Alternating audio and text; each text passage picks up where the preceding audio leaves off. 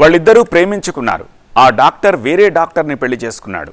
అతను జీవితకాలం తనకే అనుకున్న ఆ నర్సు దాన్ని తట్టుకోలేకపోయింది. డాక్టర్ భార్యపై పగ పెంచుకొని దారుణమైన కుట్ర చేసింది. ఆ కుట్రని, క్రూరత్వాన్ని చెప్పడానికి మాటలు కూడా సరిపోవు. ఈ నెల 9న కర్నూలులో జరిగిన యాక్సిడెంట్లో షాకింగ్ విషయాలు వెలుగు చూస్తున్నాయి. టూ వీలర్పై వెళుతోన్న మహిళా డాక్టర్ను మరో టూ వీలర్తో వచ్చి ఢీకొట్టారు ఇద్దరు వ్యక్తులు.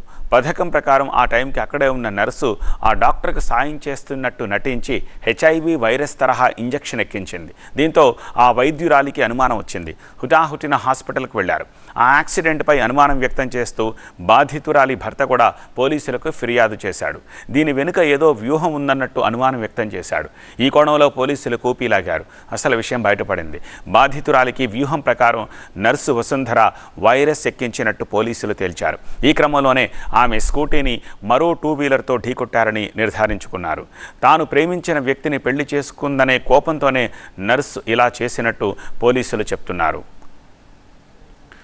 కర్నూలుకు చెందిన డాక్టర్, ఆదోనికి చెందిన వసుంధర కొంతకాలం ప్రేమించుకుని వివిధ కారణాలతోటి విడిపోయారు.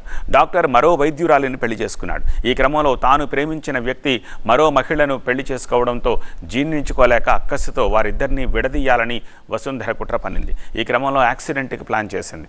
అందులో భాగంగా ఈ నెల 9న వైద్యురాలు విధులు ముగించుకొని మధ్యాహ్నం ఇంటికి వెళుతోండగా నలుగురు వ్యక్తులు వచ్చి ఆమె వెళుతోన్న స్కూటీని ఢీకొట్టి కింద పడేలా చేశారు. ఆమెకు సాయం చేస్తున్నట్టు నటించి ఆటోలో కూర్చోబెట్టి ఓ వైరస్ ఎక్కించారు. ఈ ఘటనపై బాధితురాలి భర్త ఫిర్యాదు చేయగా 3 టౌన్ పోలీసులు కేసు నమోదు చేశారు. ఈ కేసులో మాజీ ప్రియురాలు వసుంధర సహా జ్యోతి, జశ్వంత్, శృతి మొత్తం 4గురిని అరెస్ట్ చేసి రిమాండ్కు తరలించారు.